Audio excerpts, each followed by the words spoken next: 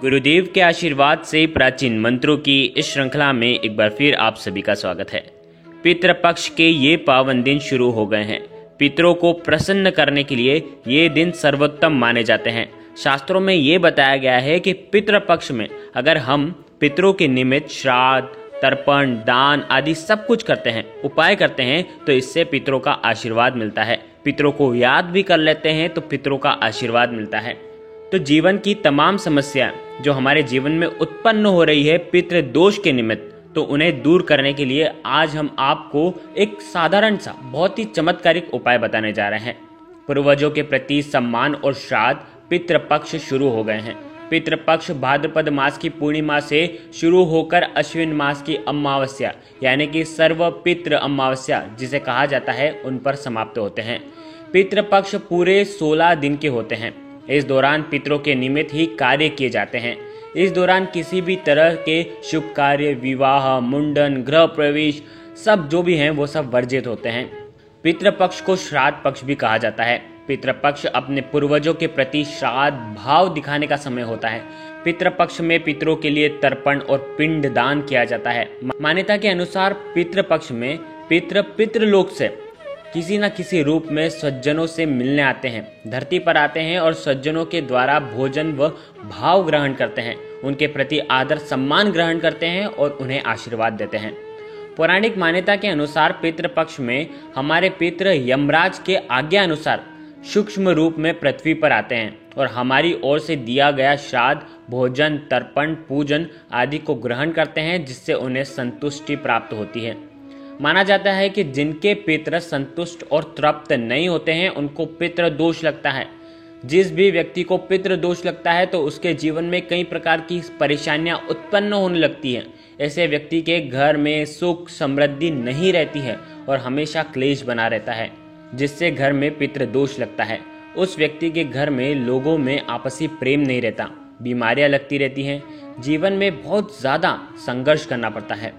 घर के मुखिया के नाम और प्रतिष्ठा भी टूटने लगती है। पितृदोष से पीड़ित व्यक्ति के शत्रु बहुत अधिक होते हैं और उन्हें हमेशा शत्रुओं से पराजय ही मिलती है। जिस व्यक्ति को पितृदोष होता है उसके घर में लोगों का विवाह भी नहीं होता है और कहीं अगर गलती से विवाह हो भी गया है तो वैवाहिक सुख भी नहीं मिलता है। इस कारण से पितृदोष को सभी दोषों में सबसे ज्यादा खतरनाक माना जाता है। पितृपक्ष जो होते हैं वो पितरों को समर्पित होते हैं। यह वह खास दिन होते हैं जिनमें आपको अपने पितरों को आसानी से आप प्रसन्न कर सकते हैं। पितृपक्ष में पितरों को जब तृप्त प्रसन्नता महसूस होती है तो वो हमें पितृदोष से मुक्त कर देते हैं और इसीलिए ये बहुत ही खास महत्व रखते हैं। इस वीडियो में हम आपको पितृपक्ष में पितरों को प्रसन्न करने का बहुत आसान उपाय बताने जा रहे हैं।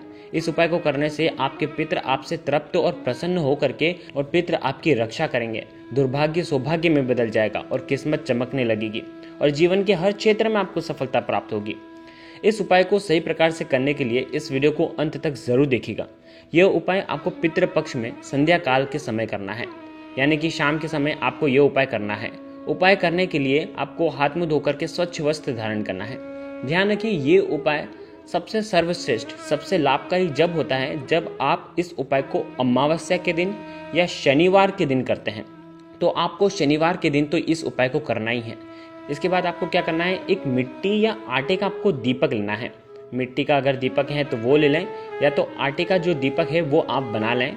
ध्यान रखें, आटा जब आप ओसनते हैं, मढ़ते हैं, तो आपको उसमें नमक नहीं डालना है। सादा आटे का ही आपको दीपक बनाना है।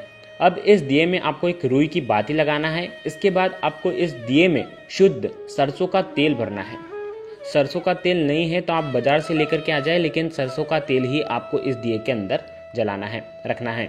अब आपको क्या करना है, थोड़े से काले साफ तिल आपको इसके अंदर थोड़े से डाल देना है। कम से कम आपको 11 दाने इसके अंदर डाल देना है, या 7 दाने भी आप इसके अंदर डाल सकते हैं। ध्यान रखें, इस तरह दिया तैयार हो जाएगा। अब इस दिए को लेकर के आप पीपल के वृक्ष की जड़ में संध्या काल के समय आपको रखना है। शास्त्रों के अनुसार पीपल के वृक्ष का विशेष महत्व बताया गया है। शास्त्रों के अनुसार पीपल के वृक्ष में सभी देवी देवता का वास होता है। स्कंद पुराण में कहा गया है कि पीपल के वृक्ष में भगवान विष्णु का वास होता है। पद्म पुराण के अनुसार पीपल का वृक्ष भगवान विष्णु का रूप है। इसीलिए इसे धार्मिक क्षेत्र में श्रेष्ठ देव वृक्ष की पदवी मिली है और इसका विधि विधान से पूजन किया जाता है। हिंदू धर्म में अनेक अवसर पर पीपल की पूजा करने का विधान शास्त्रों में बताया गया है। यह वृक्ष मूर्तिमान श्री विष्णु का स्वरूप ही है।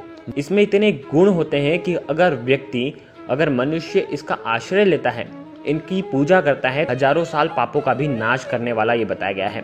माना जाता है कि सूर्योदय से लेकर सूर्यास्त तक पीपल के वृक्ष में मां लक्ष्मी का वास होता है। इसके साथ ही पीपल में पितरों का निवास स्थान भी बताया गया है। शास्त्रों में पितृ दोष से मुक्ति पाने के लिए, पितरों को प्रसन्न करने के लिए ये सबसे आसान और असरकारक उपाय है।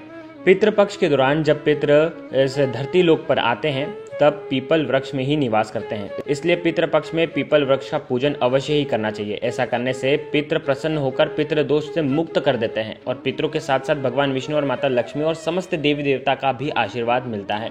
ध्यान रखें, ये उपाय आप पितृपक्ष में कभी भी कर सकते हैं, लेकिन आपको रविवार के दिन इस उपाय को नहीं करना है। इस तरह दिया लगाने के बाद आपको भगवान विष्णु को, माता लक्ष्मी को प्रणाम करना है और साथ ही साथ समस्त देवी देवताओं को प्रणाम करना है और साथ ही साथ अपने पितरों को प्रणाम करना है और जाने और अनजाने में जो भी आपने गलतियां की हैं उसके लिए क्षमा मांगना है। उनसे क्षमा मांगने के बाद आपको ओम नमो भगवते वासुदेवाय का 11 बार जाप करना है।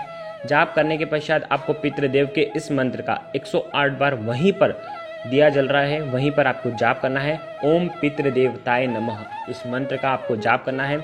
अगर भगवान विष्णु की चालीसा का पाठ कर सके तो बहुत अच्छी बात है, आपको करना चाहिए। इस तरह पूजन करने के बाद, मंत्रों का जाप करने के बाद अब आपको पीपल के वृक्ष की 7 परिक्रमा करनी है। ध्यान रखें, 7 परिक्रमा कब करेंगे? अगर आपने 7 काले तिल के दाने अगर उस दीपक के अंदर डाले हैं तो 7 परिक्रमा, अगर 11 डाले हैं तो 11 परिक्रमा आपको करनी है। परिक्रमा करते समय भी आपको ओम नमो भगवते वासुदेवाय इस मंत्र का जाप करना है।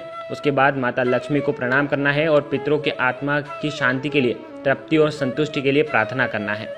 अपने पूर्वजों की मुक्ति की प्रार्थना करें। ध्यान रखें, पीपल के वृक्ष में नीचे दिया जलाने के बाद अब आपको पीछे मुड़कर नहीं देखना है, सीधे अपने आप को घर पर आ जाना है। किसी से रास्ते में बात भी नहीं करना है। पीपल के पेड़ की शनिवार के दिन खास पूजा अर्चना की जाती है जो संकटों से दूर करती है, साथ ही साथ धन, समृद्धि, यश, कीर्ति आदि की भी प्राप्ति करती है। कहा जाता है कि अन्य दिन में अगर आप ये उपाय न करते हुए अगर शनिवार के दिन भी करते हैं तो पितरों का आशीर्वाद आपको मिलता है।